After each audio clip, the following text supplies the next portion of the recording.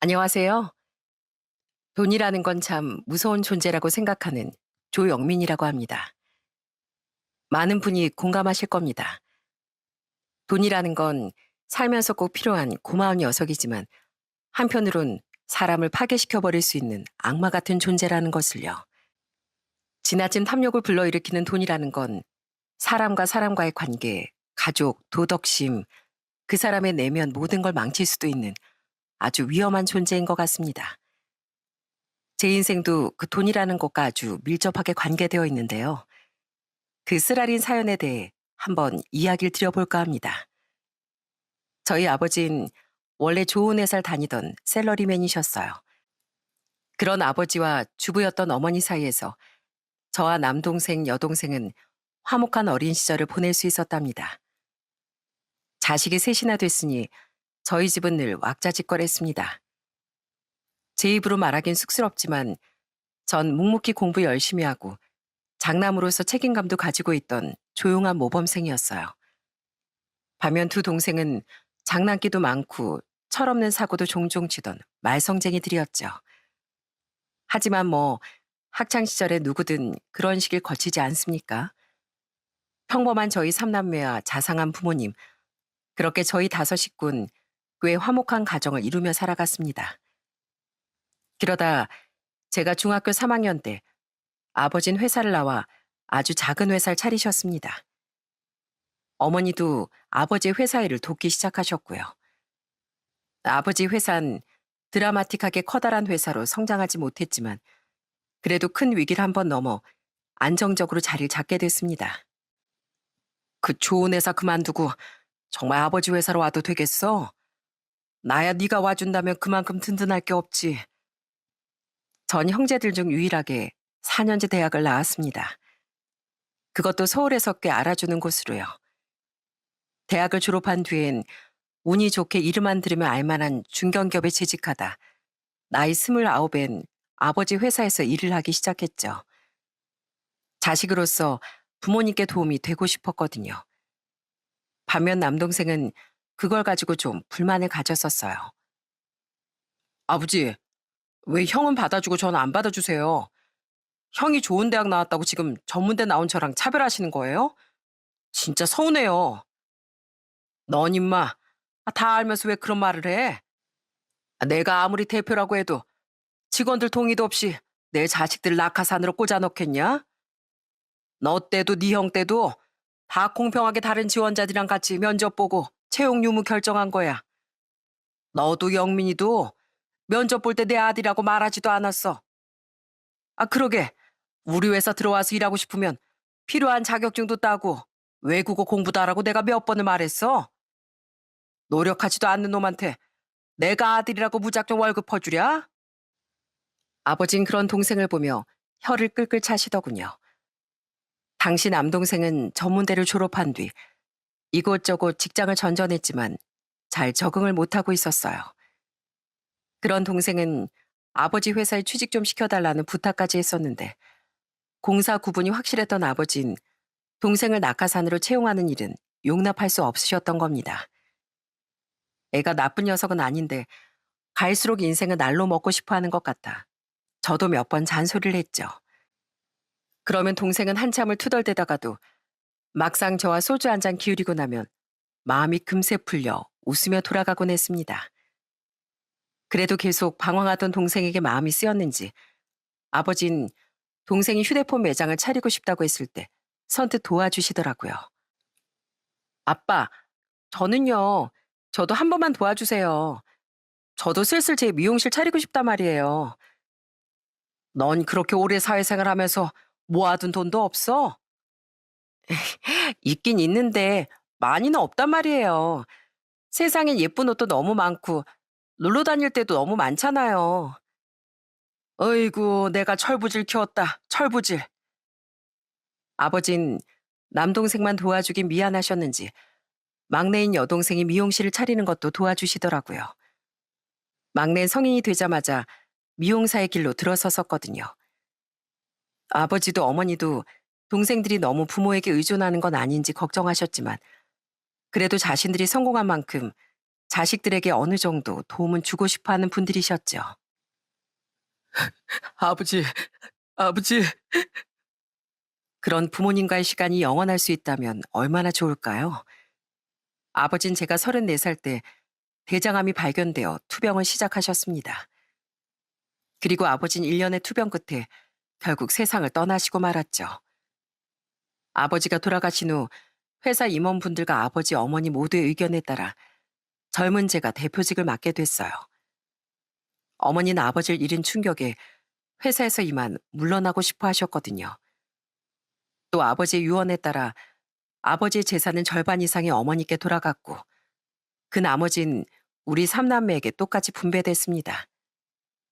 아버지, 어머니는 다 함께 살고 있던 잠실의 아파트도 서울 외곽에 있던 상가 건물도 모두 공동 명의로 소유하고 계셨는데 그것들 역시 아버지 지분 전부가 유언에 따라 어머니께 상속되면서 결과적으로 어머니의 단독 소유가 되었죠. 그런데 그걸 가지고 동생들이 불만을 품더라고요. 집은 그렇다 쳐도 상가 건물은 자식들한테 지분 쪽에서 나눠주실 줄 알았는데 좀 서운해요. 어차피 나중에 어머니가 또 우리한테 상속해 주시려면 상속세가 또 들어갈 텐데 아버진 그런 건 생각도 안 하셨대요. 맞아요, 엄마. 거기서 나오는 월세만 내도 엄청 짭짤한데 그 돈이면 우리가 좀 더 편하게 살 수 있잖아요. 엄마랑 다르게 우리는 앞으로 결혼도 하고 애도 낳아야 돼서 돈 들어갈 때도 많은데 아버지도 돌아가신 마당에 자기들 것도 아닌 유산을 가지고 투덜대는 꼬락서니까 너무 괘씸하더라고요. 전 동생들에게 호통을 쳤습니다. 야, 이 철부지들아. 아버지 재산이 어머니 아버지 두 분이 같이 힘들게 일궈내신 거지. 너희들이 뭘 했다고 군침을 흘려? 이 정도 남겨주신 것만 해도 감지덕지지. 그동안 너희들 아버지 도움도 충분히 받았잖아. 난 아버지 뜻대로 회사라는 무거운 짐을 맡았을 뿐이지 너희처럼 손 벌려 받아먹으려 한 적은 없어. 너희들 손으로 노력해서 재산 일고 생각은 안 하고 어디서 버르장머리 없는 말을 하고 있어? 그 상가 월세면 어머니가 노후를 얼마나 편하게 보내실 수 있겠어. 그런 효심 있는 생각은 못해? 어? 쉿, 형은 아버지 회사 물려받았잖아. 그러니까 그럼 배부른 소리 할 수 있는 거지. 솔직히 우린 그것도 불만이야. 성민이, 수영이 너희들 한마디만 더 떼었다가 네 엄마한테 혼날 줄 알아. 너희들이 니들 아버지 회사 위에서 뭘 했다고 회사를 넘봐? 뭐 니들이 그 회사 맡아서 운영할 능력이나 있고? 아니면 뭐 너희들한테 공평하게 쪼개주자고 부모 피와 땀 다 바친 그 회사를 당장 정리하기라도 하리? 그걸 바라는 거야? 어머니 또한 동생들에게 큰 서운함을 느꼈는지 화를 내시더군요. 동생들은 우물쭈물하며 아무 말도 못했고 그래도 나중엔 저와 어머니에게 사과를 하더라고요. 자신들이 생각이 짧았다면서요. 그나마 사과할 줄 아는 녀석들이었으니 다행이라는 생각이 들긴 하더라고요. 이후 동생들은 저보다 먼저 차례로 결혼을 하며 집에서 분가했습니다. 재수 씨와 매젠 평범한 직장인들이었는데 저희 어머니께 살갑게 다가가려고 노력해 주더라고요. 그 모습이 고마워 저도 어머니도 두 사람에게 잘해주려고 노력하며 잘 지냈습니다. 수영이가 미용실을 강남으로 옮긴다고 했다고요? 그걸 또 도와주셨어요?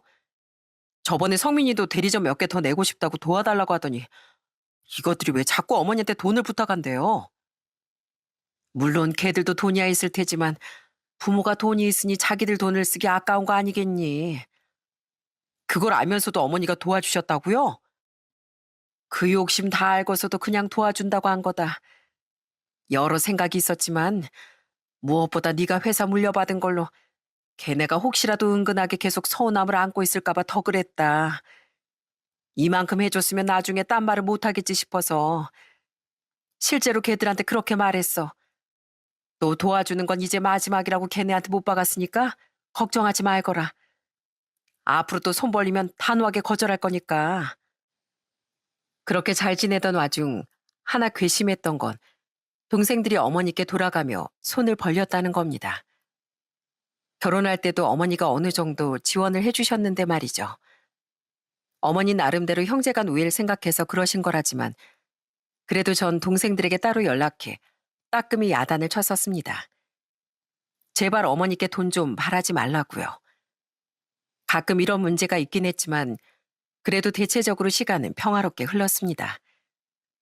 어머니께 걱정이 하나 있었다면 장남인 제가 40이 넘도록 장가를 가지 못했다는 거예요. 네 동생들은 다 시집 장가 가서 애들도 있는데 넌 정말 일이랑 결혼이라도 한 거니? 아버지께 누가 되지 않기 위해 전 꽤 오랜 시간을 회사 일에만 몰두하며 살았습니다. 그리고 그 외의 시간엔 어머니와 시간을 보내려고 노력했죠. 그러다 보니 생각보다 여자를 만날 시간이 없어 어느새 40대를 훌쩍 넘겨버렸던 거예요. 그러다 전 드디어 우연히 인연이 닿았던 아내와 결혼하게 됐습니다. 아내는 한 중견기업의 과장으로 일하고 있었는데 밝고 따뜻한 모습이 참 예뻐 보이더라고요. 그렇게 1년간의 조심스러운 연애 끝에 우린 제 나이 43, 아내의 나이 40에 결혼을 하게 됐죠. 영미 씨, 영민 씨 어머니 말이야. 혼자 지내시게 하는 거 많이 마음에 걸리지? 우리 그냥 어머니 모시고 살까? 내가 지금 영민 씨랑 어머님 살고 있는 집에 들어가면 되잖아. 막상 결혼을 하려고 보니 어느새 60대 후반이 된 어머니를 혼자 두기가 마음이 좋지 않더라고요. 아낸 고맙게도 그런 제게 먼저 어머니와 합가하는 게 어떠하냐는 제안을 해줬습니다. 하지만 결국 어머니의 반대로 인해 우린 분가를 할 수밖에 없었어요. 아이고, 내가 돈 있지 살집 있지 집 근처에 있을 거 다 있는데 왜 불편하게 며느리 살이라니. 따로따로 살면서 가끔 만나야 고부 사이도 더 좋은 거야. 너희들 마음은 정말 고맙다만 난 정말로 합가 안 하고 싶으니까 얼른 너희 신혼집이나 알아봐라. 그렇게 결국 합가 무산됐지만 저희 어머니를 생각해주던 아내에게 고마워 저도 장인 장모님과 처제에게 잘하려고 노력했습니다.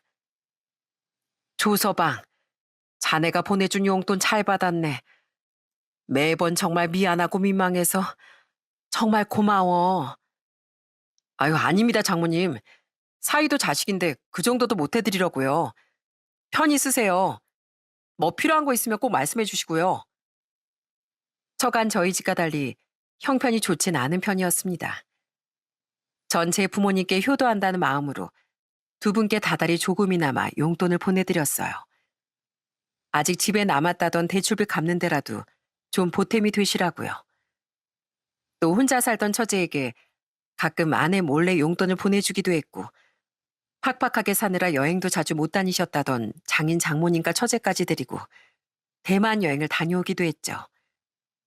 처가 식구들도 저희 가족과 똑같은 가족이라고 생각했기에 그런 돈이 하나도 아깝지 않더라고요.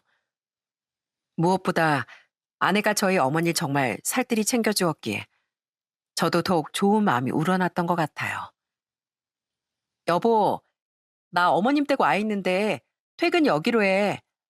어머님이랑 같이 저녁 먹고 집에 가자. 또 어머니 집에 갔어? 어, 나도 집에 있기 심심하고 어머님도 문화센터 가는 일 아니면 무료하실 거잖아. 그래서 말동무 좀 해드리려고 왔지. 아는 결혼하자마자 일을 그만두었습니다. 아이를 갖기 위해서요. 저와 결혼할 당시 아내의 나이가 40이었으니 바로 아이를 가져도 노산이었어요. 노산은 임신부터가 쉽지 않다며 아내는 휴식을 취하며 아이 가질 준비를 하고 싶어 하더라고요. 스트레스가 없고 몸이 건강해야 아이가 찾아와 줄 확률이 높지 않겠냐며 말입니다. 그렇게 주부가 된 아내는 저 없이도 자주 어머니 집을 찾아가 줬어요. 며느리 살인 싫다던 어머니도 자신을 챙겨주려 노력하던 아내에게 고마우셨는지 아내를 예뻐해 주시더라고요. 이거 봐라. 아까 낮에 어머님이랑 성수동 가서 산 커플 팔찌야. 너무 예쁘지? 성수동에 갔어? 어, 어머님이랑 같이 기분 좀 내고 왔지. 여기 사진도 봐봐. 같이 브런치 먹으면서 찍은 건데 어머님 사진 너무 잘 나오셨지? 그런데 아내가 어머니를 더 살갑게 챙긴 일이 집안 불화의 불씨가 될 줄은 몰랐습니다. 아내와 어머니의 사이가 많이 가까워진 것 같자 언제부턴가 재수 씨가 아내를 견제하기 시작했거든요. 형님, 그거 팔찌 뭐예요? 어머님도 같은 걸 차고 계시던데. 아, 이거 어머님하고 같이 놀러 갔다가 산 거야. 예쁘지, 동서? 진짜요? 여자들끼리 놀러 갈 거면 저도 부르시지. 서운해요. 저도 어머님이랑 놀고 싶은데 다음엔 저도 같이 가요. 에이, 아니야. 동선 일 다니느라 바쁘잖아. 시간적 여유가 있는 내가 동서 못까지 더 신경 쓰지 뭐.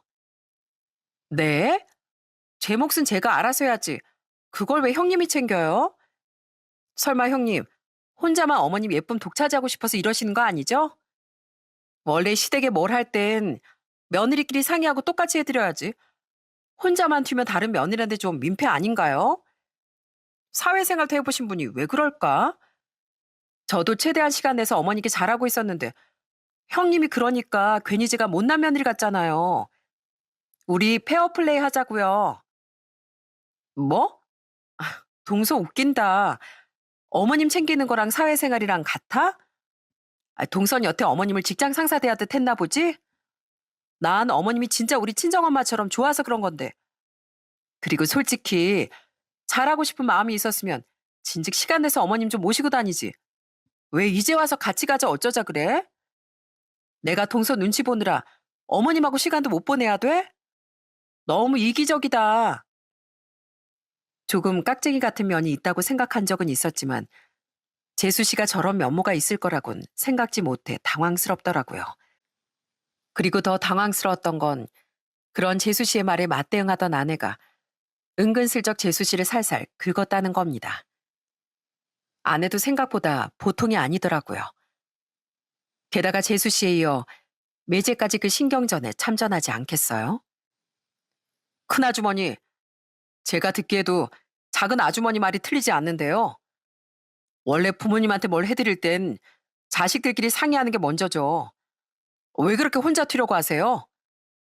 딸인 저희 집사람도 가만히 있는데 틈만 나면 장모님 댁에 들락날락하고 친딸인 척 놀러 다니고 설마 뭐 바라는 거라도 있으시나?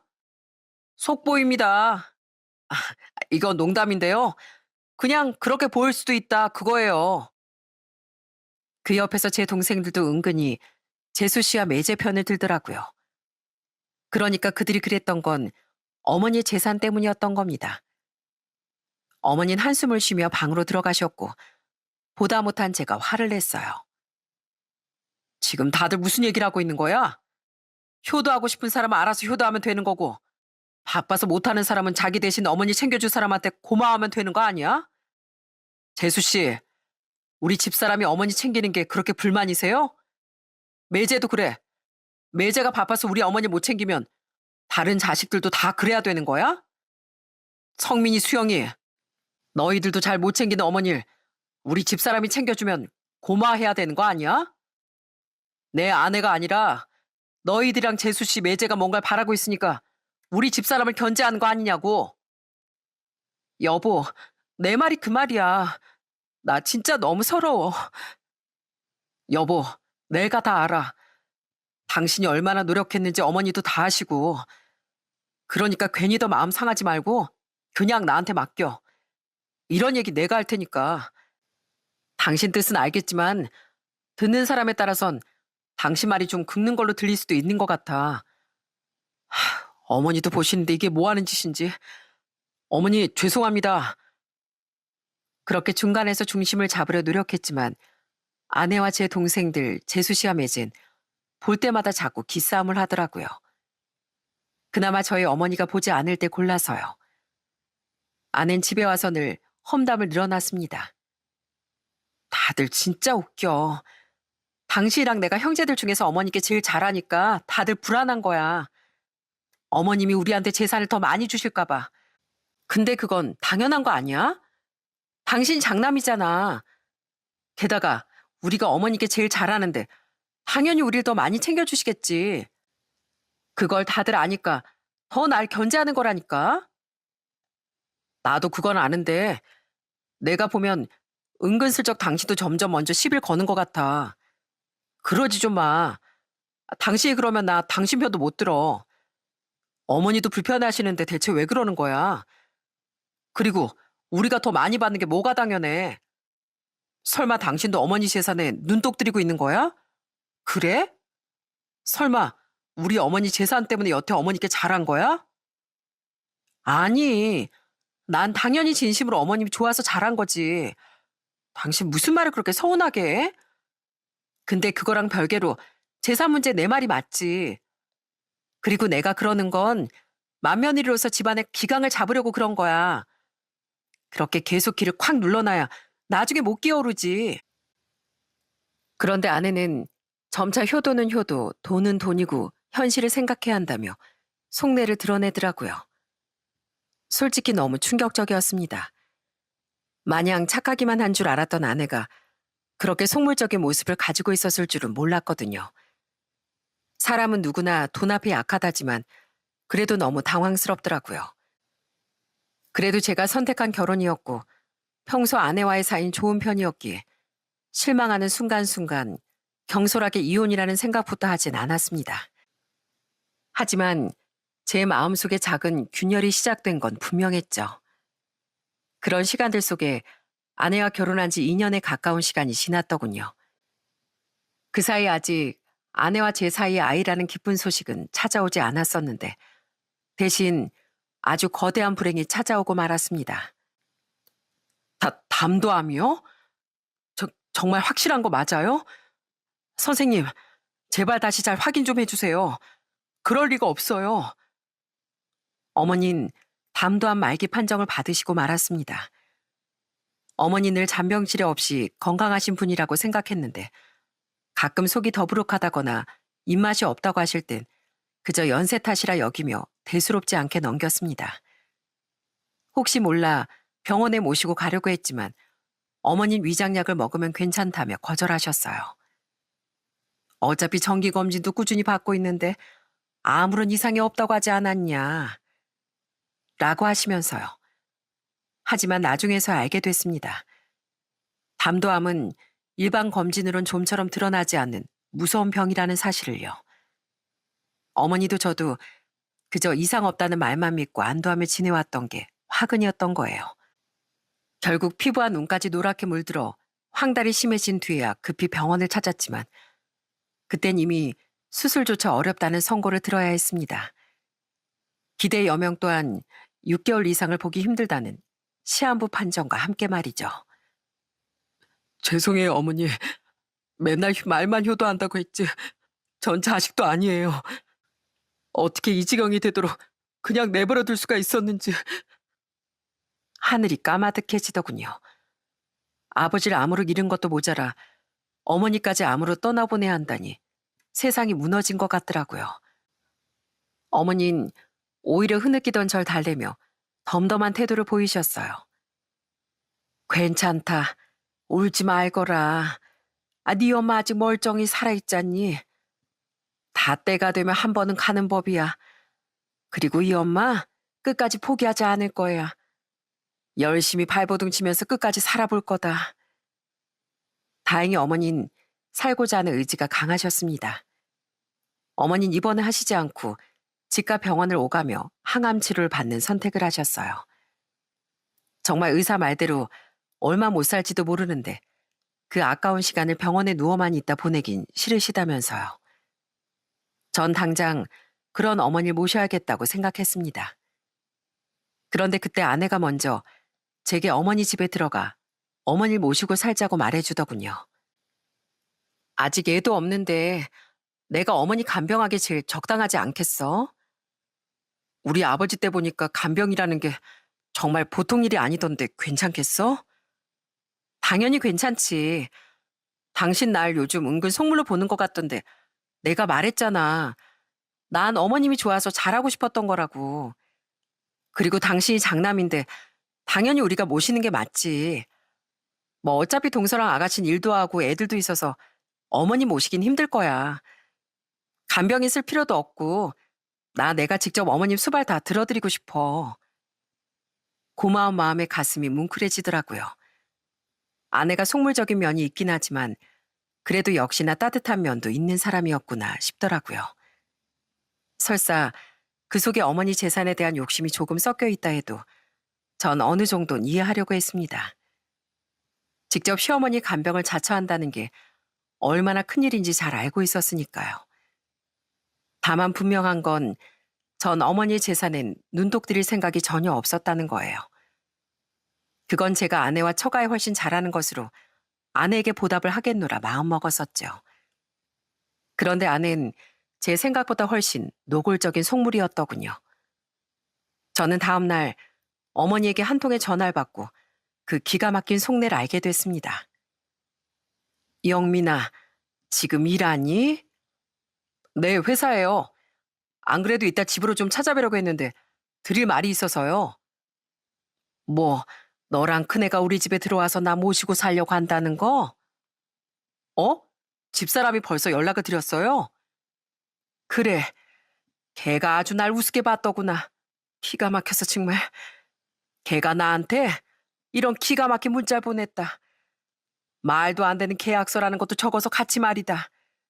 내가 너한테 지금 보내줄 테니까 한번 읽어봐라. 계약서요? 회사에서 일하던 전 의아한 마음으로 어머니가 전달해 주신 아내 문자와 아내가 자필로 적어서 보냈다는 계약서를 읽어봤습니다. 그리곤 곧장 커다란 분노에 휩싸였어요. 우선 계약서의 내용은 이러하더군요. 계약서, 시어머니 신영숙은 맏며느리 이희정이 사망 시까지 본인을 부양하며 간병함에 있어 아래의 조건을 이행할 것을 약속한다. 첫째, 현재 거주하고 있는 본인 수의 잠실 소재 아파트를 맏며느리 이희정 앞으로 상속한다. 둘째, 본인 수의 상가 건물에 대한 상속 또한 전적으로 맏며느리 이희정에게 귀속한다. 셋째, 위 조건 이행을 보장하기 위하여 본인은 빠른 시일 내에 동일 내용을 포함한 유언장을 작성하고 그 과정에서 자식들의 반발을 허용하지 않는다. 정말 뒤로 넘어갈 뻔했습니다. 아내는 당시 시가로 28억 상당의 어머니 아파트와 어머니 상가 건물까지 대놓고 욕심을 냈던 거예요. 그것도 제 앞으로도 아닌 자신의 앞으로 상속해달라는 어처구니 없는 요구에 말이 안 나오더라고요. 저는 대체 무슨 자신감을 이런 계약서를 작성했나 싶어 얼른 아내 문자 내용도 읽어봤어요. 어머님, 전화드리면 화부터 내실까봐 이렇게 장문의 문자를 적어서 보내요. 계약서랑 문자 내용 잘 읽어보시고 현명한 답변 주시길 기다릴게요. 그동안 제가 어머님을 얼마나 진심으로 좋아하고 따랐는지 잘 아시죠? 전 어머니 다른 자식들과 다르게 어머님을 진심으로 대했어요. 이번에도 진심으로 어머님을 위한 마음에 힘든 간병까지 도맡기로 결심한 거고요. 어제 남편에게 제가 먼저 어머님을 모시고 살자고 말했거든요. 그런데 제가 어머님 재산을 욕심내는 건 아닌데요. 솔직히 힘든 간병까지 하고 나서 다른 자식들과 똑같이 나누게 되면 억울할 것 같더라고요. 그렇다고 남편 앞으로 달라고 하면 만약 남편이 나중에 마음이 변해 절 버리기라도 하면 제 고생은 그때 누가 보상해 주나요? 그래서 제 앞으로 미리 보상을 해주시면 저도 마음 놓고 몇 배로 더 잘할 수 있을 것 같아요. 딱 봐도 속이 보였건만 아는 자꾸만 자신은 돈 욕심이 없다. 하지만 사람 마음이라는 게 다 그렇지 않냐며 자신의 속내를 포장하려고 들었더군요. 똑똑한 사람이라 생각했건만 아무리 노력해봤자 탐욕을 숨기긴 어려웠던 거죠. 어차피 저랑 남편이랑 이혼할 것도 아니니까 제 이름으로 주시나 남편 앞으로 주시나 그게 그거지 않겠어요? 제가 나중에 어머님 똥기저귀 수발도 들어야 할 텐데 저 정도는 주셔도 나쁘지 않다고 생각해요. 어차피 그동안 서방님이랑 아가씨한텐 해주신 것도 꽤 있으시다면서요. 어머님, 계약서 형식으로 적은 내용이라 계약서가 좀 딱딱해 보일 수도 있는데 제 마음까지 형식적이라고 오해하지 말아주세요. 제 마음을 알아주신다면 제가 어머님의 남은 생이 편안하고 행복해질 수 있도록 최선을 다하겠습니다. 그 엄청난 장문의 문자를 읽고 기가 막혀 몸이 부들부들 떨리더군요. 저도 그런데 어머닌 오죽하셨겠습니까? 어머닌 울분에 차서 말씀하셨어요. 내가 살다 이렇게 뻔뻔한 애는 처음 봤다. 그동안 얘도 속물적인 면이 있구나 정도만 생각하면서 뭐 전보다 거리를 좀 두긴 했는데 얘 네 동생들과 차원이 다르게 탐욕스러운 애였다. 정말 이따위 것이 나한테 통할 거라고 생각했다니? 바로 걔한테 전화하려다가 그냥 너한테 말하는 게 빠를 것 같아서 이렇게 전화했다. 정말 죄송해요, 어머니. 저도 지금 기가 막혀서 말이 안 나와요. 우선 제가 나중에 다시 연락드릴게요. 전 그 길로 바로 집으로 달려갔습니다. 집에서 빈둥거리고 있던 아는 너무 빨리 퇴근한 절 보고 반가운 척을 하려고 하더군요. 전 그런 아내에게 다가가 냅다 뺨을 날려버렸어요. 아! 여보. 감히 네가 우리 어머니 뭘로 보고 그딴 문자를 보내? 뭐? 계약서? 당신 미쳤어? 지금 그것 때문에 이러는 거야? 난 그냥 내가 어머님을 모시니까 그 정도는 좀 받아도 된다고 생각했지. 그냥 확실히 하고 싶어서 계약서도 보낸 거고. 그딴 변명이 통할 줄 알았어? 그래, 병수바람 며느리한테 뭔가 더 챙겨주실 수도 있겠지. 근데 그건 서로를 위해주는 진심이 먼저 앞서야 가능한 거지. 당신은 대놓고 우리 어머니 재산을 달라고 요구하고 있잖아. 내가 당신 속물적인 면이 있는 건 알았는데 이렇게 파렴치한 여자일 줄은 상상도 못했어. 감히 우리 어머니를 돈으로 봐? 아니, 모든 일엔 보상이 따르는 거잖아. 솔직히 간병이 얼마나 어려워. 간병인 같은 거 고용해봤자 자기 가족 대아들 살뜰하게 보살펴주지도 못할 거고 나중에 씻기고 똥기저귀 갈고 하는 것도 다른 사람한테 보이면 수치스러울 거 아니야. 그런 거 다 감안해서 전문 간병인도 아닌 내가 어머니 수발 다 들고 삼시세끼 다 챙겨드리고 옆에서 말동무까지 해드린다는 건데 편안한 여생을 위해서 그 정도도 못 해주셔? 며느리가 무슨 하인도 아니고 그 정도는 좀 받아도 되잖아. 어차피 동서랑 아가씨는 게을러서 어머님 수발 든다고도 안 할 거라고. 원래 부지런한 사람이 그만큼 얻는 것도 있는 법이야. 그 와중에도 아는 억울하다는 듯 눈물을 뚝뚝 흘리며 반박하더라고요. 전 그런 아내에게 당장 이 집에서 나가라고 소리를 질렀습니다. 그렇게 계산적으로 머리 굴리면서 돈 벌고 싶으면 그냥 나가서 일을 해. 어머니가 당신이 원하는 대로 안 해주면 간병 안 하겠다는 신보가 적나라하게 보이는데 그걸 보고 어머니가 우리 며느리 너무 고맙다, 꼭 보상해주고 싶다 이러셨겠냐? 욕심에 눈이 멀어서 머리가 제대로 안 돌아가? 당신 여태 우리 어머니 돈만 보고 자란 게 맞았구나 역시. 진심 같은 거 하나도 없었던 거야. 그러니까 이런 엄청난 욕을 뻔뻔하게 할 수 있지. 너 너무 그렇게만 말하지 마. 사람 다 어느 정도 욕심은 가지고 있는 거야. 그동안 내가 어머니께 잘한 거 맞잖아. 세상에 불순한 생각 없이 순수하게만 행동하는 사람이 얼마나 있겠어. 이렇게 될 줄 알았으면 처음부터 어떻게든 우겨서 합가했어야 했는데 그럼 더 명분이 있었을 텐데. 아, 그러니까 그것부터가 처음부터 계산된 속셈이었어? 난 모르겠다 이제. 그동안 당신한테 실망을 하긴 했어도 이 정도인 줄은 몰랐는데 당신이 어떤 사람인지 확실히 알게 된 이상 난 당신이랑 더 못 살겠어. 다행히 아직 애도 안 생겼으니까 우리 여기서 깔끔하게 갈라서자. 난 내 어머니를 돈으로만 보는 여자랑은 못 살겠으니까 당장 내 집에서 나가. 뭐? 아니 여보, 왜 그렇게 감정적으로 나오는 거야? 당신 지금 너무 흥분했어. 그래, 내가 이번엔 욕심을 좀 크게 부린 것 같아. 알았어. 그럼 계약서는 없던 일로 하면 되잖아. 어? 어머님이 기분 나쁘셨다면 가서 사과도 할게. 그러니까 우선 진정해. 이런 일로 이혼이라니. 내가 다 잘못했다니까. 이혼이란 말이 나오자 아낸 애걸복걸하며 빌기 시작했습니다. 하지만 전 그런 아내와 더는 못 살겠더라고요.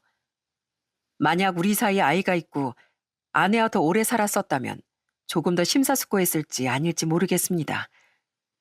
하지만 전 어차피 얼마 살지 않았던 거 더 늦기 전에 갈라서는 게 맞다고 생각했어요. 여태까지 당신 모습을 생각하면 앞으로 당신한테 더 실망을 했으면 했지 좋아지진 않을 것 같으니까 내 마음 달라진 일은 없을 거야. 그러니까 당장 나가. 내 집에 두 번 다시 발도 들일 생각하지 말고. 조금 침착할 수도 있었겠지만 그땐 정말 저도 눈이 돌았던 것 같습니다.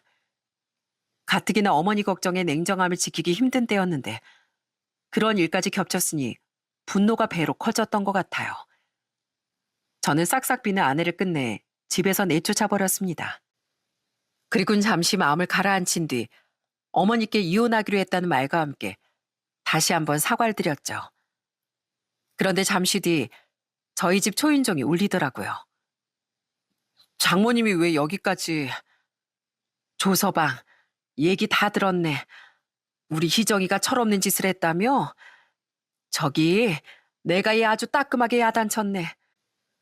내가 애를 잘못 키운 모양이야. 근데 자네도 너무 흥분한 것 같으니까 우선 마음 좀 가라앉히고 다시 얘기 좀 해보라고 이렇게 애를 다시 데리고 왔네. 내가 이렇게 사과할 테니까 자네도 다시 생각 좀 해봐. 어?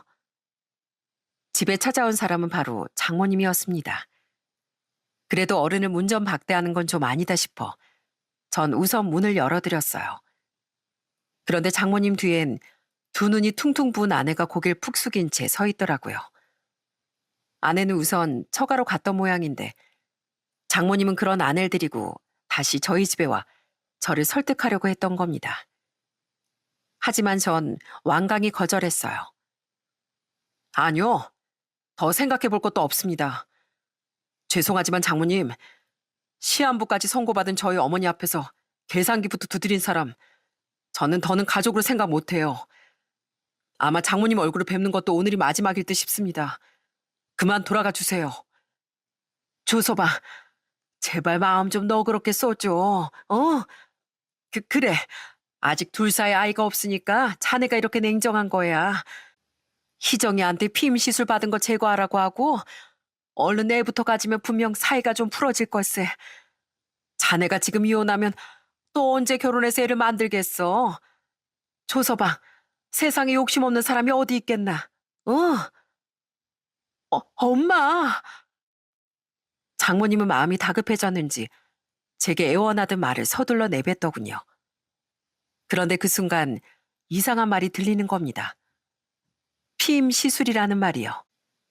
아는 다급히 그런 장모님의 입을 틀어막았지만 이미 때는 늦었습니다. 피임이라뇨? 대체 그게 무슨 말씀이세요?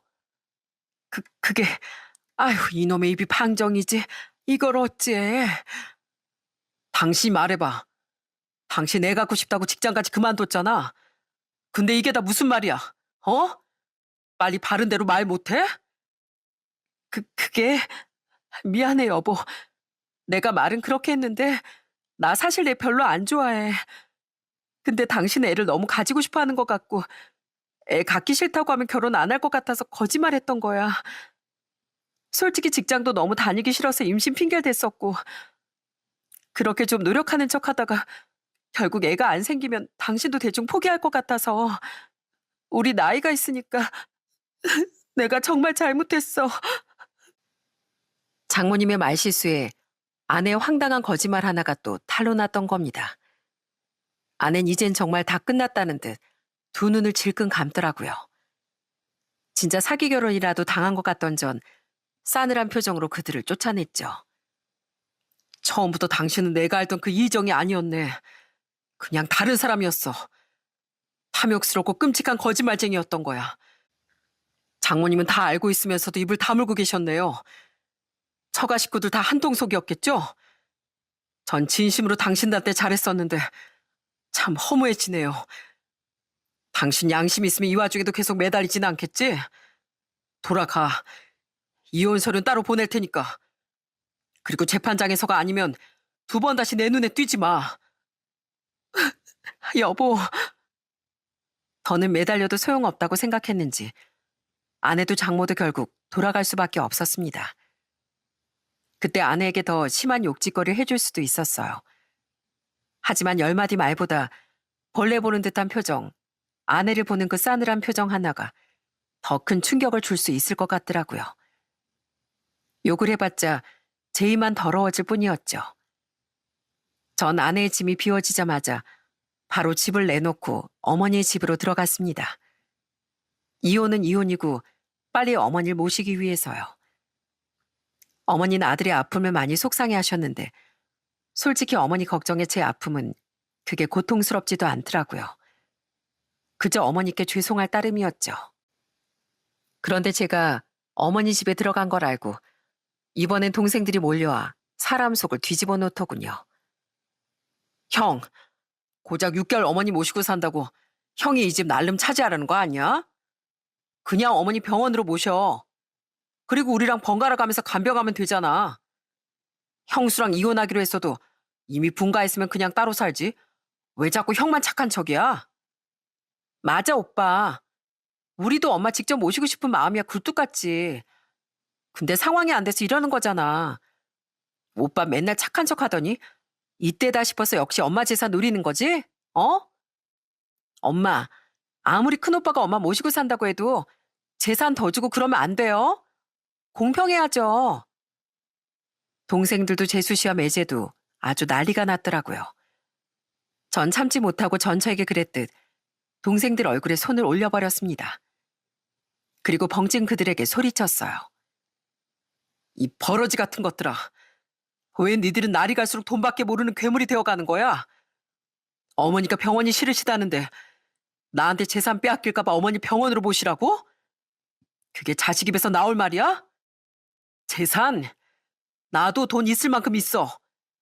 아프신 어머니 재산부터 탐낼 만큼 썩지 않았다고 난. 니들 지금 당장 길거리에 나앉을 판이야? 아니잖아. 여태 어머니 덕에 도움받고 잘 살았으면 됐지. 어디서 마지막까지 재산 거리면서 행패야, 행패는? 그럼 여기서 우리보다 어머니 재산 더 안 받는다고 약속해. 어머니도 약속하세요. 그럼 우리가 더 이렇게 난리 안 쳐도 되잖아요. 네? 하지만 동생들은 끝까지 정신 차리지 못하고 어머니 가슴에 비수를 꽂더라고요.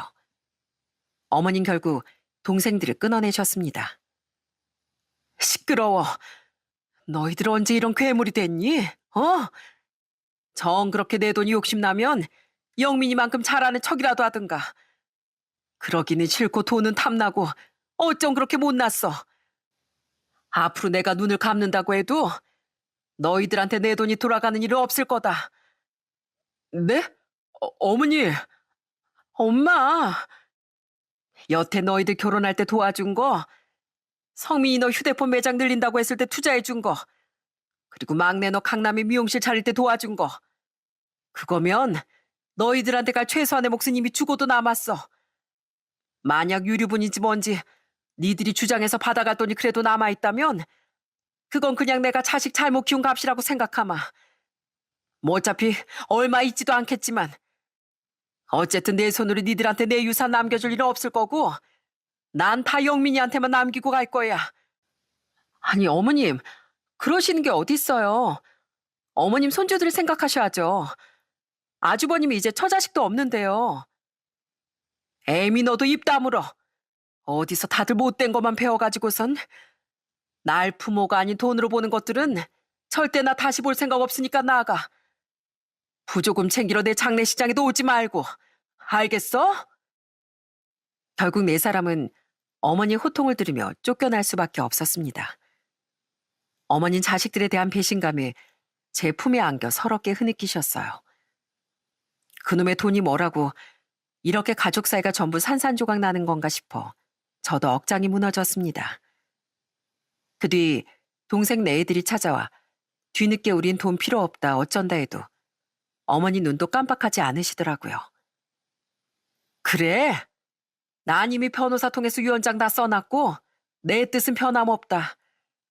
그래도 좋다면 와서 효도하는 신용 계속 해보든가. 어머닌 그래도 동생들에게 일말의 희망 정도 걸어보셨던 것 같습니다. 하지만 그 말에 크게 실망한 기색을 보이던 동생들은 정말 서운하다는 말과 함께 그 뒤로는 아예 찾아오지 않더군요. 그런 불효막심한 놈들에게 화가 나 저도 어머니도 동생들을 찾지 않았고요. 이후 전 아이가 없던 덕에 깔끔히 이혼이 마무리됐습니다. 결혼한 뒤 일을 한 적이 없던 전처는 고스란히 맨몸으로 쫓겨나야 했고요. 그렇게 1년 정도 지난 지금 저희 어머니는 아직 살아계십니다. 처음 암 선고를 받은 뒤 어머니는 힘든 항암 치료를 씩씩하게 이겨내셨어요. 어머니는 아직 체력도 잘 유지하며 간헐적 항암을 받고 계시죠. 물론 여전히 병세는 무겁지만 이렇게 어머니가 제 곁에 살아계신 것 자체가 기적 같다고 생각해요. 착한 영민이 네가 날 잘 보살펴준 덕분이지. 네가 간병인도 좋은 분으로 구해줘서 요즘 집에서 이모님이랑 수다 떨고 있노라면 마치 건강할 대로 돌아간 것 같은 착각도 든다. 어머닌 이 모든 게 제 덕이라며 고맙다고 하시더라고요. 제 생각엔 그동안 아무리 치료가 힘들어도 조금씩 운동을 하시고 이곳저곳 알아보며 제가 직접 식이요법을 신경 써드렸던 것이 조금이나마 효과를 본 것 같습니다. 아니, 그렇다고 믿고 싶네요. 그럼 앞으로도 어머니가 더 건강해지실 수 있다는 희망을 가질 수 있을 테니까요. 실제로 병원에서도 비슷한 환자분들이 꽤 있다며 환자마다 차이가 크다고 하더라고요. 저는 지금 하루하루가 덤으로 주어진 시간이라 여기며 더 정성껏 어머니를 모시고 있습니다. 아직도 동생들에 대한 노여움을 풀지 못하고 계신 어머니 옆에 유일하게 남은 자식이자 장남으로서 어머니를 끝까지 잘 모시려고 해요. 부디 여러분께서 저희 어머니 앞날에 기적 같은 나날이 계속되길 바라주시면 너무 감사할 것 같습니다. 이후 나는 회사를 운영하고 어머니를 돌보느라 전처의 소식 같은 것에 관심을 가질 시간은 없었어요. 그저 들리는 얘기론 전처는 전 회사나 비슷한 급의 회사에 재취업하는 일은 실패했다고 해요. 이래서 대기업이든 중견기업이든 한번 나가면 다시 돌아오긴 어렵다고들 하는 것 같습니다. 지금은 어디 작은 회사에 취업했다는데 잘 나가던 회사도 오래오래 행복할 수 있었던 결혼 생활도 자기 발로 차버린 건 전처 본인입니다. 그래도 한땐 저와 평생을 약속했던 그 사람이 부디 앞으로는 과욕을 부리지 말고 살았으면 하는 바람이네요. 제 동생들은 얼마 전부터 슬금슬금 제게 연락을 해오더라고요. 형, 어머니 건강은 어떠셔? 위도 깨지기라도 하시면 형이 우리한테 연락을 줬을 텐데 아직도 연락이 없어서. 저기, 어머니 아직 우리한테 화 많이 나셨어? 진짜로 유언장 고치실 생각 없으시대? 이런 식으로 보낸 동생들의 문자에 기가 차 욕이 튀어나오더라고요. 이놈들이 적어도 이 정도로 돈만 하는 녀석들은 아니었는데 어쩌다 이렇게 됐나 싶더라고요. 동생들이 정말 돈 욕심을 버리고 어머니에 대한 걱정만으로 다시 찾아왔다면 어머니도 기꺼이 동생들을 받아주셨을 겁니다. 하지만 애초에 계속 어머니와 유산 문제로 기싸움을 하려 하는 것 같은 그 애들을 저도 어머니도 여전히 용서할 수 없을 것 같네요. 참 씁쓸한 일이죠. 동생들은 모르겠지만 어머님 재산 중 상가 건물을 팔고 그 돈을 전부 사회에 환원하셨답니다. 가지고 있어봤자 동생들이 탐이나 더 내냐면서요. 물론 그 전에 제게 조심스레 의견을 물으셨는데요. 저는 진심으로 제 것도 아닌 어머니 재산에 대해선 관심이 없었던 터라 뜻대로 하시라고 말씀드렸었어요. 어머니는 나중에 동생들이 알고 자신의 사후에 그 기부액을 가지고 또 시시비비가 걸릴까봐 아예 어디에 얼만큼씩 기부했는지 철저히 비밀에 붙이셨답니다. 그래서 솔직히 저조차도 구체적인 내역을 알 수가 없어요. 가끔 이런 생각을 합니다. 애초에 어머니께 많은 재산이 있지 않았더라면 오히려 지금 저희 집은 행복할 수도 있지 않았을까 하고요. 동생들도 마땅히 부모에 대한 효를 다하고 전처도 그런 못된 마음을 먹지 않았을까요? 추측만 해볼 뿐이니 저도 정답은 모르겠습니다. 그들이 원래부터 지나치게 탐욕스러운 사람들이었는지 아니면 견물생심이라고 눈앞의 돈이 그들의 속물적인 마음을 지나치게 부풀려 버렸는지요. 그래도 하나 분명한 건 돈이 눈앞에 있다고 한들 모든 사람이 그들처럼 자신들의 탐욕에 잡아먹히진 않는다는 겁니다. 누구든 마음속에 욕심이 있을 순 있지만 대부분 이성으로 탐욕을 누르며 도덕심을 지키려고 하죠. 결국 돈이란 어찌 생각해보면 사람의 마음을 비추는 거울일 뿐인 것 같네요. 그 거울 속에서 어떤 모습으로 남을진 결국 우리 자신이 선택하는 것이라고 생각합니다. 제 사연을 들으신 시간이 탐욕과 이성이 뒤엉킨 이 세상에서 과연 어떻게 살아가야 할지 여러분께 잠시 생각해 볼 수 있는 순간이 되었길 바랍니다. 그럼 전 여기서 이만 제 이야기를 마무리할게요. 들어주셔서 감사합니다.